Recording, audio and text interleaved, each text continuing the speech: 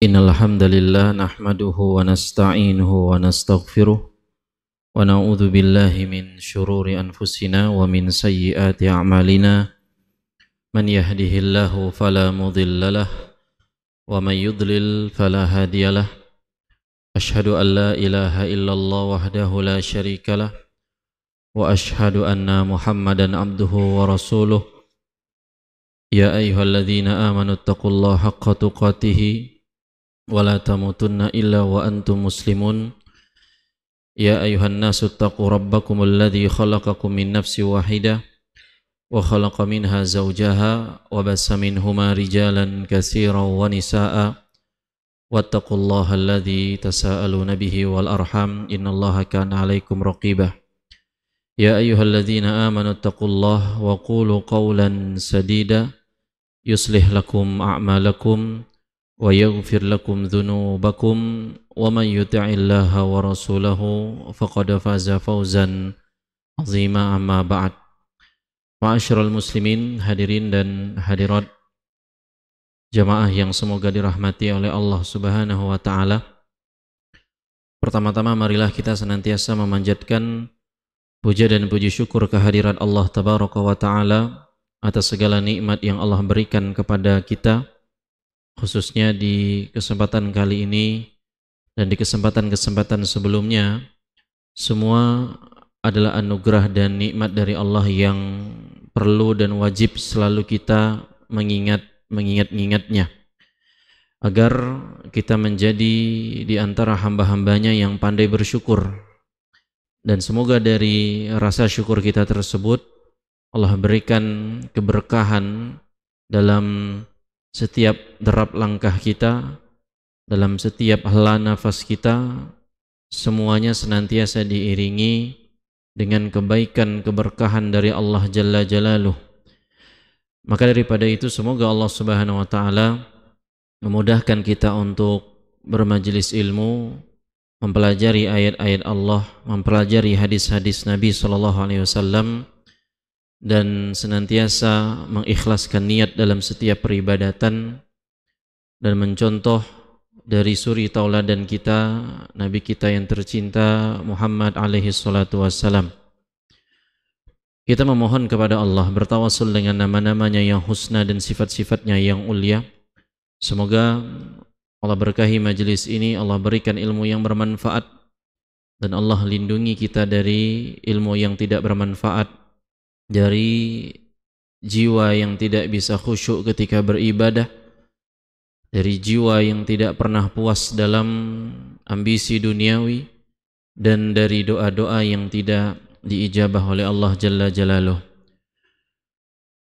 Salawat beriring salam semoga tak bosan-bosannya juga kita haturkan kepada Nabi kita Muhammad sallallahu alaihi wasallam. Semoga salawat dan salam terlimpahkan kepada beliau, kepada keluarganya, kepada para sahabatnya dan umatnya yang senantiasa mengikuti petunjuk beliau hingga hari kiamat kelak. Hadirin dan hadirat sekalian jamaah yang semoga dirahmati dan diberkahi oleh Allah Subhanahu wa taala. Kembali melanjutkan dalam pembahasan Kitab Tauhid karya Syekh Muhammad At-Tamimi rahimahullahu taala. Di pertemuan kali ini kita akan memasuki bab yang selanjutnya, yaitu bab yang baru, yang mana judul bab ini adalah firman Allah dalam surah Al-A'raf ayat 191 dan 192. Bab ini adalah bab yang akan kita bahas tentang firman Allah dari surah Al-A'raf ayat 191 dan 192. Jadi judulnya adalah ayat tersebut. Dan ayat ini juga akan menjadi pembahasan pertama kita atau dalil yang pertama disebutkan oleh penulis untuk pembahasan dalam bab ini. Yang mana surah Al-A'raf ayat 191 dan 192, Allah Subhanahu wa taala berfirman, ayusyrikuna ma la yakhluqu syai'an wahum yukhlaqun. Surah Al-A'raf 191 Allah berfirman, apakah mereka mempersekutukan Allah dengan berhala-berhala yang tak dapat menciptakan sesuatu pun. Ini Al-A'raf 191 adalah ayat pertanyaan. Apakah, kata Allah, mereka mempersekutukan Allah dengan berhala-berhala yang berhala itu tidak mampu menciptakan sesuatu pun. Wala yastati'una lahum nasra, sedangkan berhala-berhala itu wahum yukhlaqun, sedangkan berhala-berhala itu adalah buatan mereka sendiri, buatan manusia, buatan orang. Wala yastati'una lahum, di ayat 192-nya Allah menyatakan, dan berhala-berhala itu la yastati'una lahum nasra, tidak mampu memberikan pertolongan. Berhala-berhala itu tidak mampu memberikan pertolongan kepada penyembah-penyembahnya. Wala anfusahum yansurun, dan berhala itu kepada dirinya sendiri pun tidak dapat memberikan pertolongan. Nah, ini judul bab yang akan kita bahas, dan ini akan juga menjadi ayat yang pertama atau dalil yang pertama dalam bab ini, yang mana hubungan bab ini dengan bab yang sebelumnya yang sudah kita bahas. Bab sebelumnya itu adalah berkaitan dengan di antara bentuk kesyirikan, yaitu meminta pertolongan kepada selain Allah dan berdoa kepada selain Allah. Nah, ketika penulis di sini Syekh Muhammad At-Tamimi rahimahullahu taala menyebutkan permasalahan memohon perlindungan dan pertolongan kepada selain Allah Azza wa Jalla, maka penulis menyebutkan beberapa bukti keterangan yang menunjukkan kebatilan penyembahan selain Allah Subhanahu wa taala. Jadi antara hubungan antara bab sebelumnya berkaitan dengan di antara bentuk kesyirikan adalah berdoa dan meminta tolong kepada selain Allah. Nah, di bab yang setelahnya ini yang sekarang kita bahas, bab surah Al-A'raf 191 dan 192, ini akan membahas berkisar pada dalil-dalil dan bukti-bukti dari keterangan di bab sebelumnya. Dalil dan bukti dari keterangan dalam bab yang sebelumnya. Jadi satu bab ini akan membahas seputar dalil dan bukti terhadap bab tentang larangan atau di antara bentuk kesyirikan adalah berdoa dan meminta pertolongan kepada selain Allah Subhanahu wa taala. Ma'asyiral muslimin rahimakumullah. Kita akan bahas dan kita akan bedah ayat ini, Al-A'raf 191 dan 192, mulai dari ketika Allah Subhanahu wa taala berfirman menyatakan bahwasanya ayusyrikuna, apakah mereka mempersekutukan Allah dengan berhala-berhala. Sebagaimana kita bahas di pertemuan sebelum-sebelumnya, bahwa beberapa ayat Al-Quran Allah Subhanahu wa ta'ala menggunakan kalimat tanya, kalimat pertanyaan. Dan sebagaimana kita bahas sebelumnya, bahwa kalimat pertanyaan dalam ayat ini adalah pertanyaan untuk pengingkaran. Dan selain pengingkaran, pertanyaan ini untuk penghinaan terhadap berhala-berhala tersebut.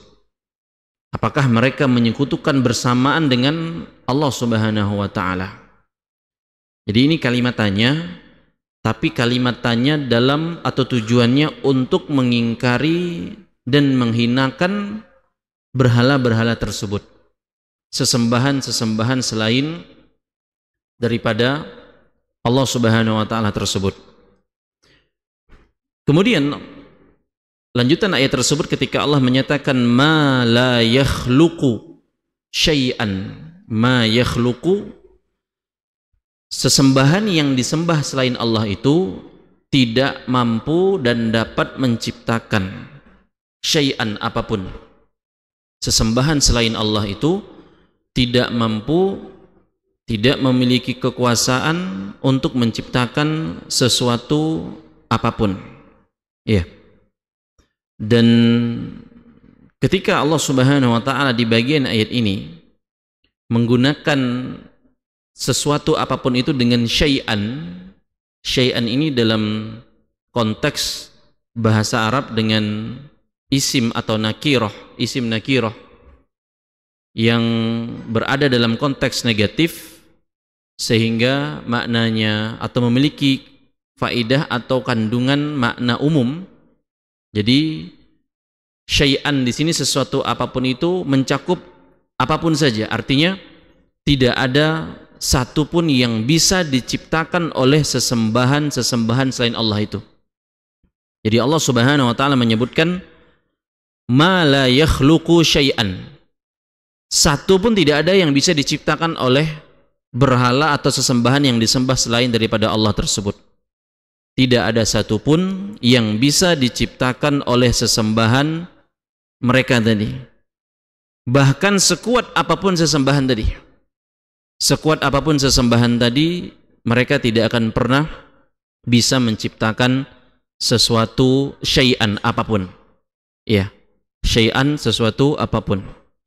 Dan ini dikuatkan dengan firman Allah Tabaraka wa ta'ala ketika Allah berfirman, ya ayuhan nas, wahai sekalian manusia, duriba masalun fastami'u lah, telah dibuat perumpamaan, maka dengarkanlah perumpamaan tersebut, kata Allah.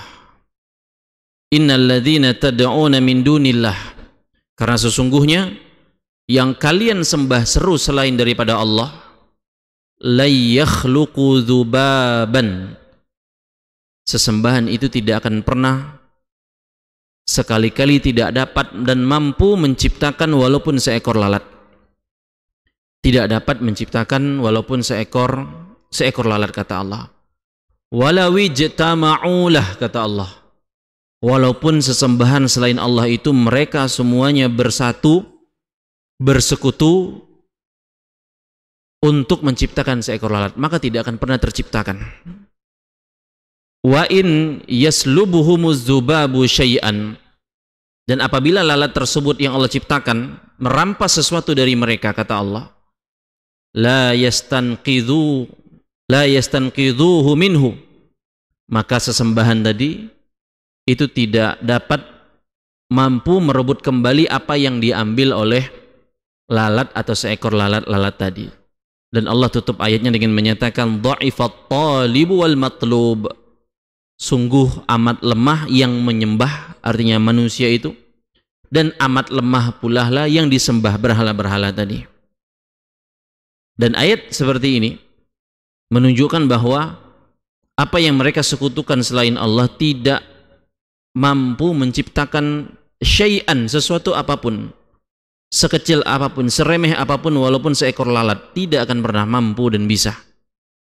Dan Nabi kita sallallahu alaihi wasallam pernah bersabda, Allah Subhanahu wa taala berfirman dalam hadis qudsi, "Wa man azlamu mimman dhahaba yakhluqu khalqan ka khalqi."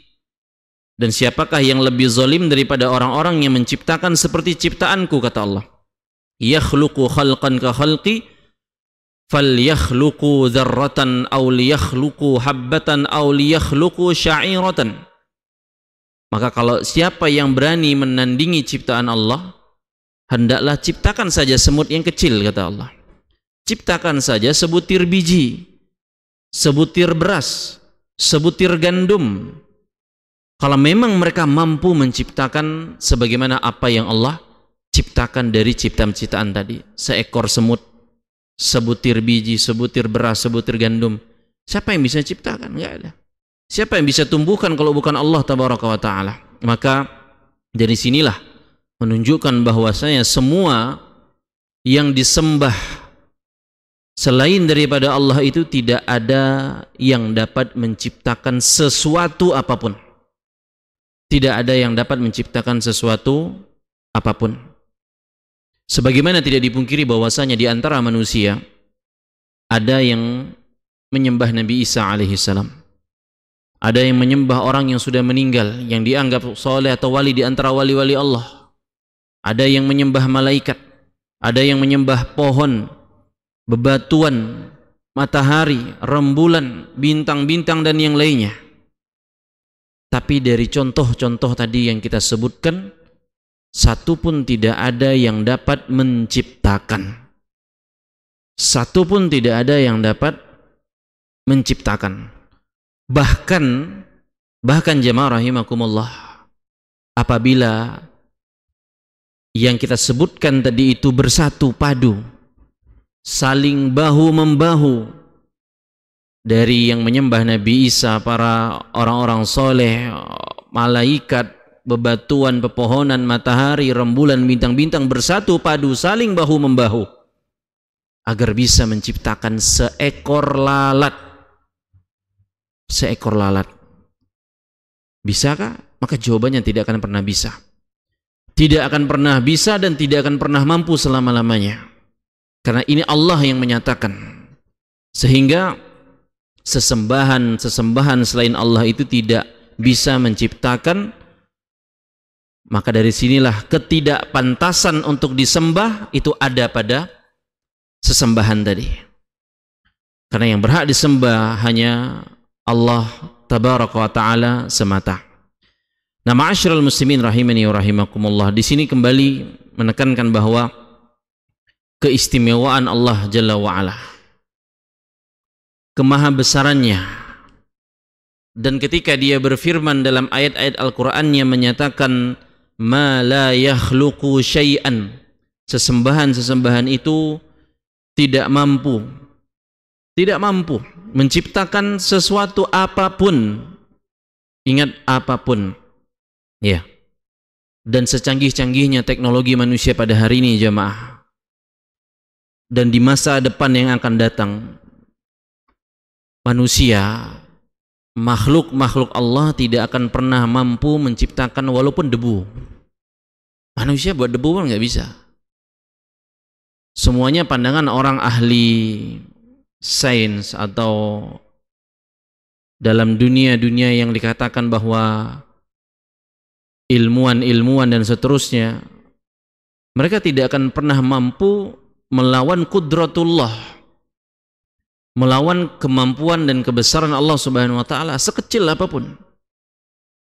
Bagaimana unsur yang mereka katakan dari atom, sekecil debu, apapun itu.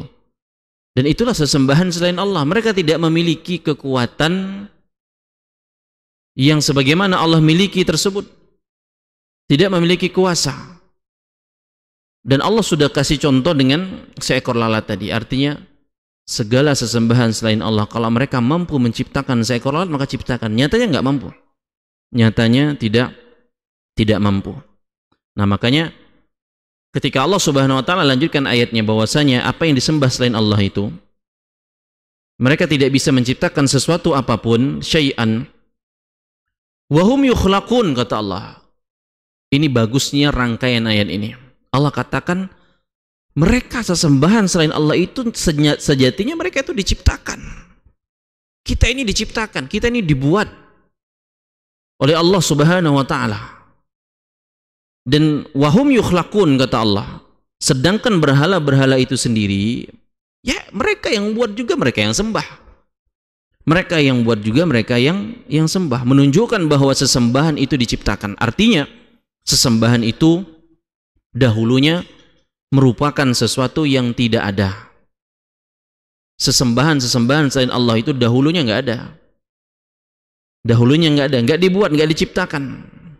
Kemudian barulah diadakan. Diadakan. Ya. Bahkan setelah mereka ada, mereka pun masih membutuhkan pencipta untuk membuat mereka bertahan hidup.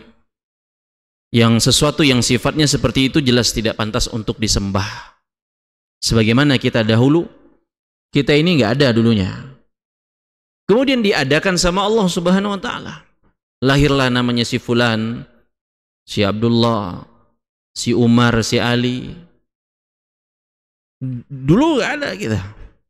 Apalagi hitung berabad-abad lalu masanya. Siapa yang terpikir bakal ada manusia yang dengan nama ini, dengan nama itu? Nggak ada. Pantaskah yang seperti ini dulunya nggak ada kemudian diadakan disembah? Jelas jawabannya tidak pantas. Tidak diperbolehkan. Berhala-berhala itu buatan mereka sendiri. Dia yang buat, dia pula yang menyembah. Dan inilah menunjukkan bahwasanya sesembahan selain daripada Allah itu ada kelemahan dan kekurangan. Ada kelemahan dan kekurangan. Padahal Rabb yang disembah tidak mungkin berupa makhluk, yang makhluk dalam bahasa Arab artinya yang diciptakan. Al-Khaliq adalah yang mencipta, yang membuat. Bagaimana mungkin yang diciptakan, yang dibuat, disembah, diibadahi, diminta bukan kepada Sang Pencipta, bukan kepada Sang Pencipta. Sehingga tidak semestinya Allah Subhanahu wa taala itu memiliki sifat yang baru, yang tidak mungkin Allah disematkan bahwasanya Allah itu dulu nggak ada, bukan. Atau sifat kefanaan. Sedangkan makhluk, yang namanya makhluk adalah sesuatu yang baru, artinya dulunya nggak ada kemudian diadakan sama Allah Subhanahu wa taala. Itulah makhluk. Dulunya tidak ada kemudian diadakan oleh Allah Subhanahu wa taala. Maka sesuatu yang baru memiliki sifat ketiadaan, kata para ulama. Sebab sesuatu yang tadinya tidak ada secara rasio menjadi tidak ada pada akhirnya. Sesuatu yang tadinya tidak ada secara rasio menjadi tidak ada pada akhirnya. Maka bagaimana berkaitan terhadap berhala-berhala selain Allah itu kemudian disembah, padahal berhala dan makhluk itu sendiri membutuhkan penciptanya, dan dia merupakan sesuatu yang sebelumnya tidak ada, yang tadinya tidak ada, yang kurang dalam keberadaannya dan kekekalannya, sesuatu yang nggak ada dan bisa juga nggak diadakan. Itu bukan menunjukkan ketuhanan dan tidak pantas untuk disembah. Tidak pantas untuk disembah. Maka sekali lagi, semua kita ini dulunya nggak ada. Kita ini makhluk, kita ini diciptakan oleh Allah Subhanahu wa taala. Ya. Apapun itu, termasuk malaikat, termasuk Nabi Isa alaihi salatu wassalam, termasuk orang-orang soleh, para aulia Allah Jalla wa ala, semuanya dahulunya tak ada. Kemudian diadakan oleh Allah Subhanahu wa taala, diciptakan sama Allah Subhanahu wa taala. Maka yang diciptakan ini, yang dulunya nggak ada ini, kemudian ada, tidak pernah bisa dan pantas untuk disematkan penyembahan kepada pihak-pihak tersebut.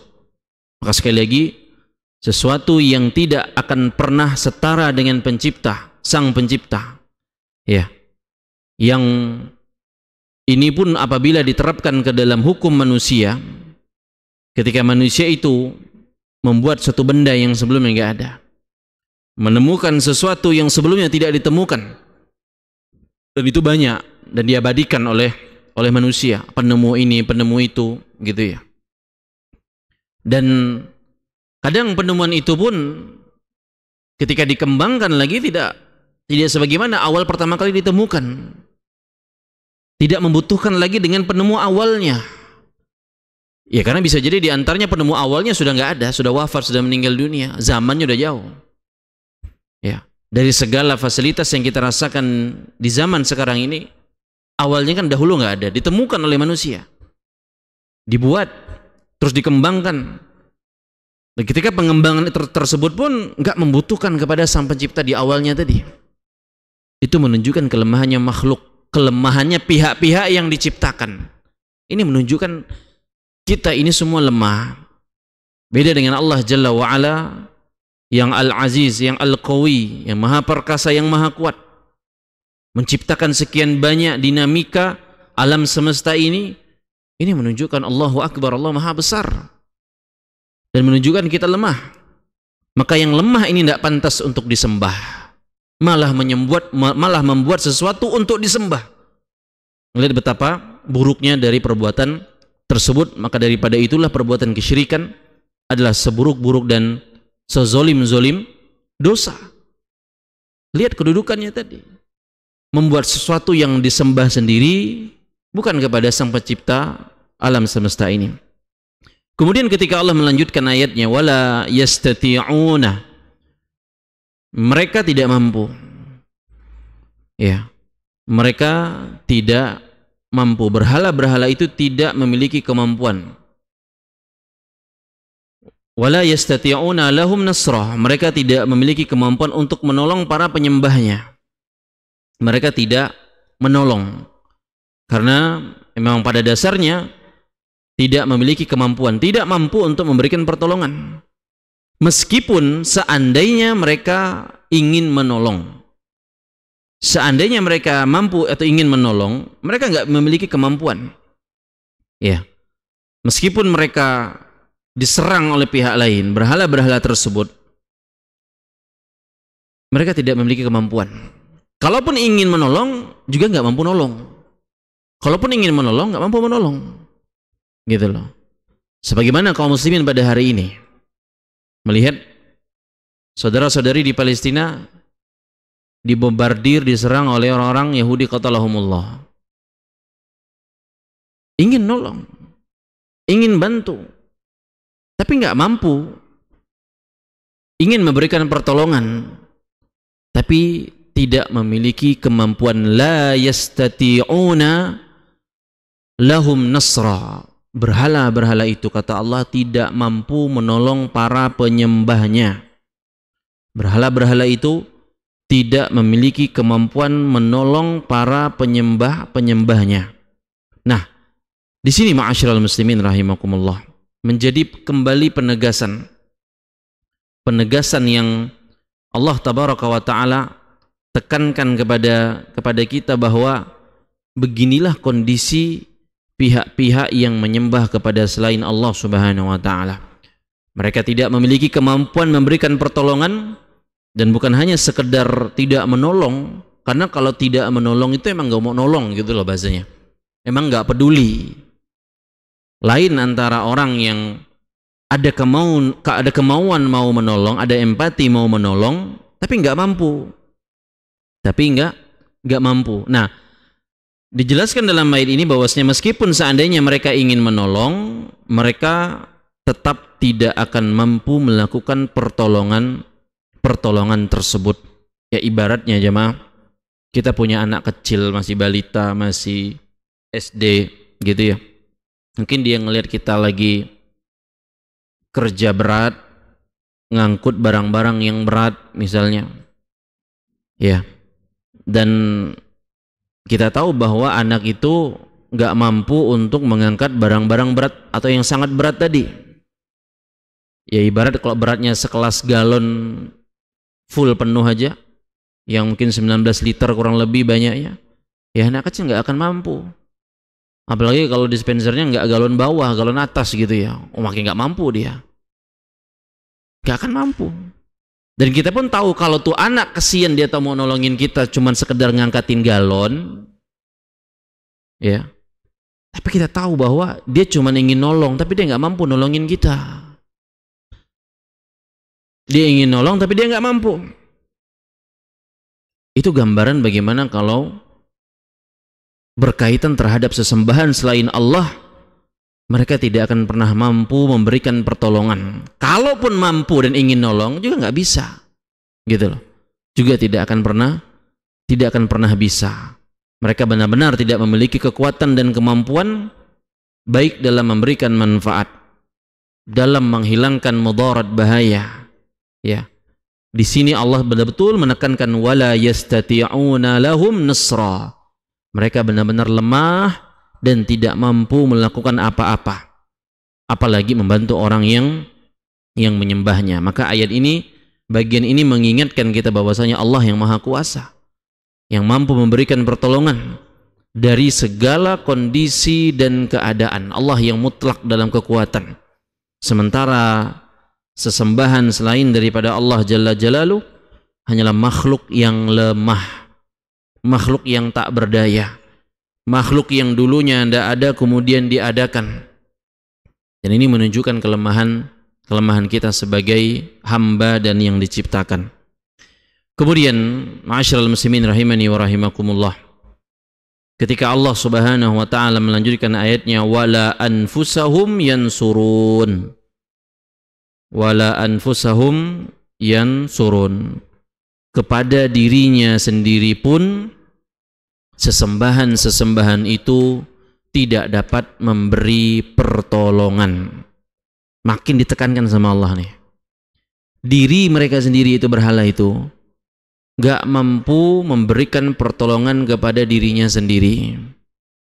Ya, ini menunjukkan bahwa sesembahan selain Allah betul-betul benar-benar dalam kondisi lemah, gak bisa memberikan pertolongan kepada pihak lain. Nolongin diri sendiri pun mereka gak bisa. Lantas bagaimana mau nolong orang gitu loh? Nolong diri sendiri saja tidak tertolong. Ya, nolong diri sendiri saja tidak tertolong.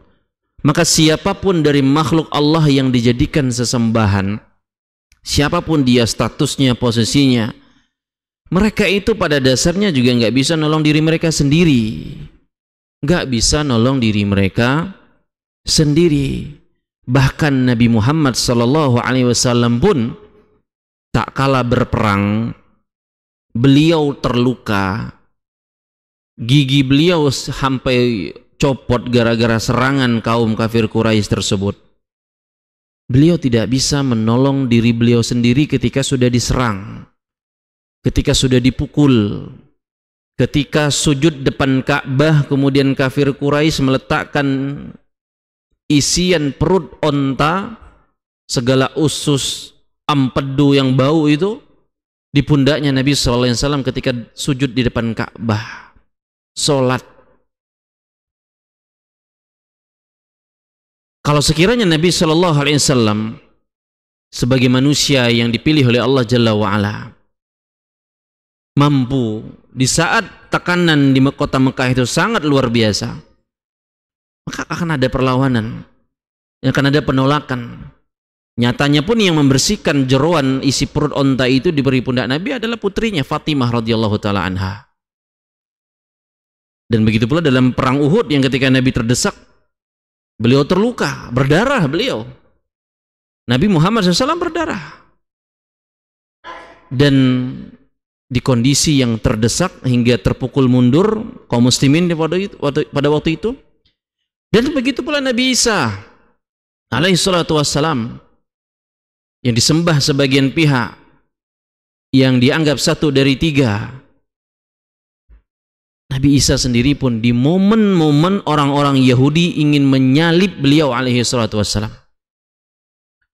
di detik-detik, saat-saat orang-orang Yahudi memprovokasi Raja Romawi Kaisar untuk menyalib Nabi Isa alaihi salatu wassalam. Dan Nabi Isa nggak bisa menolong dirinya sendiri saat ditangkap oleh orang Yahudi untuk menyalibnya. Terus akhirnya apa? Allah jadikan, selamatkan, Allah tolong Nabi Isa dengan mengangkatnya ke langit dan menjadikan pengkhianatnya, muridnya tersebut sebagai gantinya. Itu kan keyakinan kita sebagai umat Islam, bahwasanya Nabi Isa itu diangkat Allah ke langit. Allah selamatkan Nabi Isa. Sedangkan muridnya lah yang ditangkap, dimiripkan dengan Nabi Isa tersebut. Maka di sini kembali menunjukkan bahwasanya siapapun kita, jamaah, kita itu kadang untuk nolong diri kita sendiri saja itu nggak mampu. Lemah kita ini. Termasuk berhala-berhala yang disembah selain Allah Subhanahu wa ta'ala. Maka ayat ini, jamaah, menunjukkan bahwasanya sesembahan selain Allah, terdapat pada diri sesembahan itu 4 sifat. 4 sifat. Yang mana 4 sifat ini menjadi ketidakpantasan pihak tersebut untuk disembah. Pihak tersebut untuk disembah. Dan dalam ayat yang lain Allah Subhanahu wa taala berfirman dalam surah Al-Furqan ayat ketiga, Allah menyatakan wattakhadhu min dunihi alihatan. Kemudian mereka menjadikan Tuhan-Tuhan selain daripada Allah untuk disembah. La yakhluquna syai'an. Yang Tuhan-Tuhan itu tidak bisa mampu menciptakan sesuatu apapun. Wahum yukhlaqun. Malah sesembahan itu sejatinya mereka diciptakan. Nabi Muhammad diciptakan, Nabi Isa diciptakan, bebatuan, berhala, matahari diciptakan sama Allah Subhanahu wa taala. Wala yamlikuna li anfusihim darra. Bahkan yang disembah selain Allah ini, yang diciptakan ini tidak mampu, tidak memiliki kuasa, kata Allah, untuk menolak suatu kemudaratan. Untuk menolak suatu kemudaratan untuk dirinya sendiri. Sekiranya Nabi Muhammad SAW mampu atau memiliki kemampuan menolak segala kemudaratan, nggak bakal ada pernah cerita Nabi sujud depan Ka'bah, punggung beliau dikasih isian perut onta tersebut yang bau. Tidak akan pernah ada sejarah cerita sirah nabawiyah ketika Nabi di perang Uhud dipukul mundur, diserang dari belakang, waktu itu Khalid bin Walid belum masuk Islam, hingga gigi geraham beliau patah dan wajah beliau berdarah-darah. Gak akan pernah ada cerita seperti itu. Kalau sekiranya yang disembah selain Allah ini, apapun itu, nabi, malaikat, orang soleh dan seterusnya, mereka memiliki kemampuan, kekuasaan untuk menolak kemudaratan untuk dirinya sendiri. Untuk dirinya sendiri tersebut. Allah yang katakan la yamlikuna li anfusihim darra. Tidak kuasa mereka ini untuk menolak suatu kemudaratan untuk dirinya sendiri. Firaun yang klaim dirinya Tuhan, begitu pula. Mampukah dia ketika Allah sudah genangkan Laut Merah kepada dia dan pasukan tentaranya? Terombang-ambing di Laut Merah, mau tenggelam. Ya sejago-jagonya orang berenang pun kalau udah hadapi hal itu gak bakal mampu, jemaah. Gak punya kuasa kita ini untuk nolak kemudaratan. Ya sejago-jagonya orang berenang pun menghadapi ombak laut sampai 20 meter, 30 meter, gak mampu. Gak punya kuasa untuk menolak suatu kemudaratan bagi dirinya tadi. Dan selain itu Allah nyatakan lanjutan Al-Furqan ayat ketiga, wala naf'a, dan sesembahan selain Allah itu juga tidak memiliki kuasa mampu untuk memberikan kemanfaatan.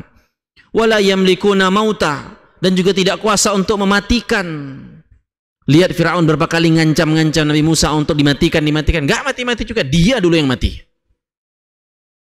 Firaun itu sudah sebagai pelajaran besar dari bangsa manusia yang mengaku sebagai Tuhan, menantang Allah, menantang utusan Allah, dengan merasa besarnya kekuasaannya, kehebatannya. Nyatanya pun gak bisa-bisa juga. Gak bisa mematikan. Sehebat-hebatnya dia ngancam, saya ini banyak backingan, saya ini segala macam, saya matikan kau. Orang gak bakal mati kalau bukan karena izin dari Allah. Orang tidak akan mati kecuali dengan kehendak Allah Subhanahu wa taala, dengan ajalnya tersebut. Dan Allah tutup ayatnya dalam surah Al-Furqan ayat ketiga, wala hayatan wala nusyura. Dan sesembahan selain Allah itu tidak akan pernah mampu membangkitkan, menghidupkan. Makanya betapa banyak tokoh-tokoh, pendeta-pendeta yang katanya mampu menghidupkan orang mati, isinya bohong semua, jemaah. Apalagi orang Islam, ya entah mau gelarnya ustadz, kiai, syekh, ulama, kok udah bilang bisa menghidupkan orang mati, udah, ini udah nggak ada yang benar. Hatta sama orang-orang Nasrani pun sebagian nggak percaya kok ada pendeta atau tokoh yang bilang dia bisa ngidupin orang. Semuanya kedustaan. Semuanya kedustaan. Ya. Allah yang katakan la yamlikuna mautan wala hayatan wala nusyura. Mereka itu nggak bisa punya kuasa matikan, hidupkan, nggak pula bangkitkan lagi kelak pada hari kiamat. Ya. Dan Allah Subhanahu wa taala juga mengingatkan tentang nabi kita Muhammad sallallahu alaihi wasallam dalam surah Al-A'raf ayat 188, katakan wahai Muhammad, la amliku li nafsi naf'an wala dharran illa masya Allah. Saya nggak punya kuasa untuk memberikan manfaat bagi diriku sendiri dan tidak pula menolak kemudaratan kecuali atas apa yang telah Allah kehendaki. Walau kuntu a'lamul ghaiba, dan sekiranya aku, kata Nabi, mengetahui perkara yang ghaib. Bayangkan ini surah Al-A'raf ayat 188. Siapa berani bantah? Allah katakan wahai Muhammad, kul la amliku li nafsi naf'an wala dharran illa masya Allah, walau kuntu a'lamul ghaiba lastakthartu minal khair wa ma massani su'. Kalau aku tahu perkara gaib, kata Nabi SAW, tentulah aku akan membuat kebijakan, pilihan sebanyak-banyaknya dalam kebaikan, dan aku tidak akan pernah ditimpa kemudaratan. Lihat, kalau sekiranya Nabi tahu, karena Nabi SAW juga makhluk yang diciptakan oleh Allah Subhanahu wa taala sebagaimana kita. Dan Allah tutup ayatnya dengan pernyataan Nabi ini mengatakan, inna ana illa nadhirun wa basyirun liqaumi yu'minun. Aku ini tak lain dan tak bukan hanyalah utusan pemberi peringatan dan pembawa kabar gembira bagi orang-orang yang mau beriman dari hal-hal tersebut. Maka jamaah rahimakumullah, dan Allah juga tekankan, suruh Nabi kita Muhammad SAW katakan wahai Muhammad, qul inni la amliku lakum darra wala rasyadah. Sesungguhnya aku tidak memiliki kuasa mendatangkan sesuatu kemudaratan kepadamu dan tidak pula suatu kemanfaatan.